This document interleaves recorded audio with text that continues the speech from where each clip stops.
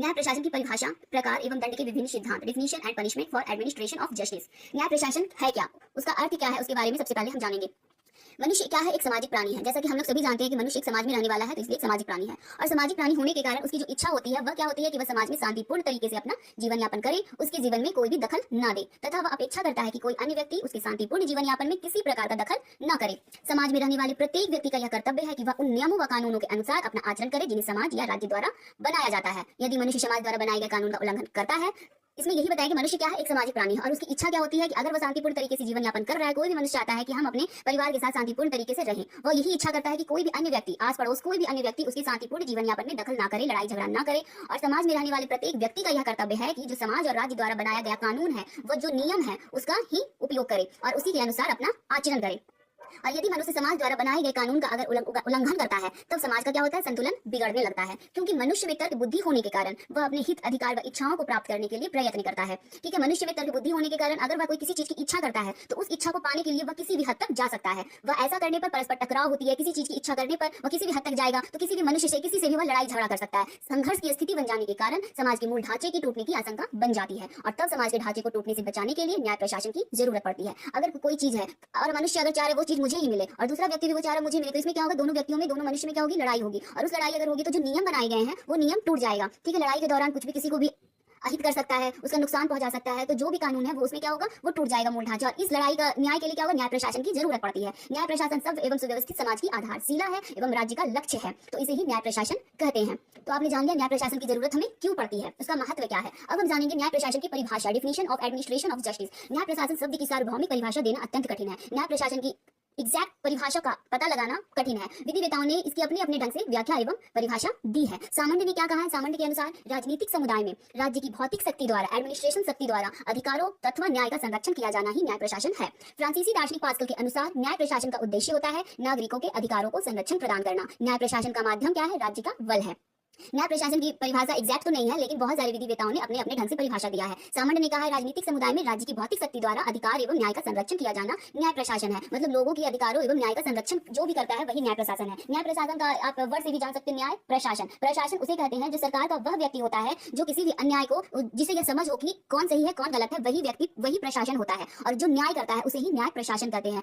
तो इसके जो है, पहला है प्राकृतिक न्याय। प्राकृतिक से दो प्रकार होते हैं, पहला प्राकृतिक न्याय, दूसरा है विधिक न्याय। प्राकृतिक न्याय क्या है? प्राकृतिक न्याय उस आदर्श का प्रतिनिधित्व करता है जिसकी पूर्ति के लिए विधिक न्याय प्रयत्नशील रहता है। प्राकृतिक न्याय स्वयं सिद्ध न्याय है। दूसरा है विधिक न्याय। राज्य जब यह अनुभव करता है कि प्राकृतिक विधि के कुछ नियम इतने महत्वपूर्ण हैं कि वे प्रत्येक व्यक्ति के लिए उपयोगी होंगे, तो वह इन्हें अपनी विधियों में शामिल कर लेता है तथा उनका पालन करना लोगों के लिए आवश्यक हो जाता है। तो ये थे न्याय के दो प्रकार, प्राकृतिक न्याय और विधिक न्याय। अगर इसे हम डिटेल में जाने तो प्राकृतिक न्याय होता क्या है, जैसे एग्जांपल से समझते हैं। जैसे ए है, एक व्यक्ति है वो बहुत ईमानदार है, ठीक है। दूसरा बी है जो बेईमान है, ठीक है। बी की तबीयत खराब होती है, ठीक है। वो ए से बोलता है मुझे 1000 रुपए दे दो, मुझे दवाई लेना, मेरे पास पैसे नहीं है। ए होता है ईमानदार व्यक्ति, वो क्या करता है? बी को पैसे दे देता है, ठीक है। बी क्या करता है? इलाज करवा कर ठीक हो जाता है। फिर कुछ समय बाद ए को जरूरत होती है, वो बोलता है कि तुमने मुझे 1000 रुपए लिए थे, वो मुझे दे दो, मुझे उसकी जरूरत है। बी बेईमान होता है, वो बोलता है तुमने कब मुझे ये पैसे दिए? मुझे तो नहीं पता है तुमने मुझे पैसे दिए। ए बोलता है मैंने तुम्हें दिए तो थे इलाज के लिए। बी बोलता है नहीं, कहाँ दिए, मुझे नहीं याद है। और तुम्हें हिम्मत है तो मुझे 1000 रुपए तुम लेके दिखा दो। ए होता है ईमानदार व्यक्ति, वो बोलता है ठीक है नहीं देना है तो मत दो, लेकिन ऐसी ऐसी बातें मत करो जो ठीक है भगवान देख रहा है। वो क्या किया? भगवान पे छोड़ दिया, प्रकृति पे छोड़ दिया कि भाई भगवान देख रहा है, जैसा तुम करोगे तुम्हारे साथ भी वैसा ही होगा। तुमने मेरे साथ बुरा किया है, तुम्हारे साथ भी बुरा होगा। तो ये होता है न्याय, प्राकृतिक न्याय। वो भगवान पे छोड़ दिया, ठीक है मुझे कुछ नहीं तुमसे लड़ाई झगड़ा करना, भगवान देख रहा है, भगवान तुम्हारे साथ न्याय करेगा। तो ये हुए प्राकृतिक न्याय। उसी तरह विधिक न्याय क्या होता है? वही अगर केस ले ले तो ए जो है पैसे दिए बी को, ठीक है। अभी बोल दिया तुमने मुझे पैसे नहीं दिए, मैं तुम्हें हिम्मत तुम लेके दिखा दो, ठीक है। बी और ए क्या करेगा? जाएगा न्यायाधीश के पास, जज के पास जाएगा, कोर्ट जाएगा कि इसने मुझे पैसे लिए। अब कोर्ट क्या मांगता है? जज क्या बोलेगा? सबूत दो मुझे। सबूत सबसे पहले तो सबूत खोजेगा, वो तो सिर्फ बोलने के लिए, वो सुनेगा नहीं, सबूत दो। अब सबूत के लिए तौर पे क्या हो जाएगा? भाई आप 1000 रुपए लियो, जहाँ से दवाई लियो या जहाँ अपने इलाज करवाए हो वहाँ जाकर पता लगा। वहाँ पता लगता है हाँ इस तारीख को उसने पैसा दिया है, दवाई लिया है, तो वहाँ सबूत मिल जाता है कि बी ने पैसे लिए हैं, ठीक है। तो वहाँ पे क्या होता है? न्याय होता है कि भाई बी को दंड दिया जाए, इसने ए से पैसे लिए और इसे देना होगा। तो ये होता है विधिक न्याय, ठीक है। अब न्याय का उद्देश्य क्या है? न्याय प्रशासन के, न्याय प्रशासन का विभाजन। न्याय प्रशासन क्या होते हैं? दो प्रकार के होते हैं, ठीक है। पहला है सिविल यानी दीवानी न्याय प्रशासन। न्याय प्रशासन के 3 उद्देश्य होते हैं। पहला अधिकारों का संरक्षण करना, न्याय व्यवस्था को बनाए रखना, और तीसरा है अपराधों का निवारण करना। तो ये न्याय प्रशासन के 3 उद्देश्य हैं।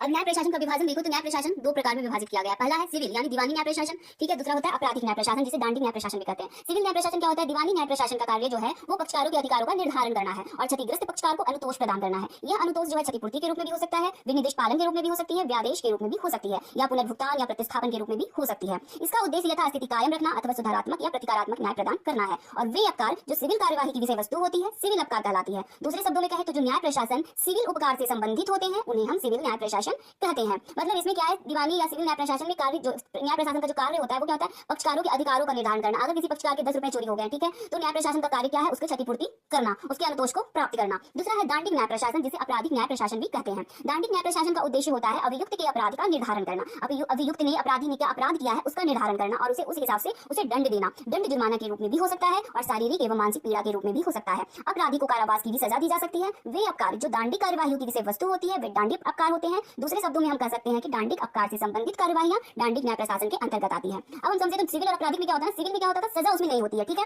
और आपराधिक में क्या होता है, सजा होती है। अपराधी ने क्या अपराध किया है उसके अनुसार उसे दंड मिलता है, सजा होती है। सिविल में जुर्माना होता है और आपराधिक में क्या होता है, जुर्माना और सजा दोनों होता है। सिविल को एक कृत्य माना जाता है, ठीक है, और आपराधिक न्याय प्रशासन में क्या होता है, अपराध माना जाता है। तो आई होप आपको टॉपिक समझ में आ गए होंगे कि न्याय प्रशासन क्या है, उसके उद्देश्य क्या है, उसका महत्व क्या है, न्याय प्रशासन की जरूरत हमें क्यों पड़ती है, और न्याय प्रशासन को कितने भागों में विभाजित किया गया है। तो 2 भागों में विभाजित किया है, दीवानी न्याय प्रशासन और आपराधिक न्याय प्रशासन, ठीक है। और इसका उद्देश्य क्या होता है न्याय प्रशासन का, अधिकारों का संरक्षण करना, न्याय व्यवस्था बनाए रखना, अपराधों का निवारण करना। आई होप आपको ये टॉपिक समझ में आ गया हो।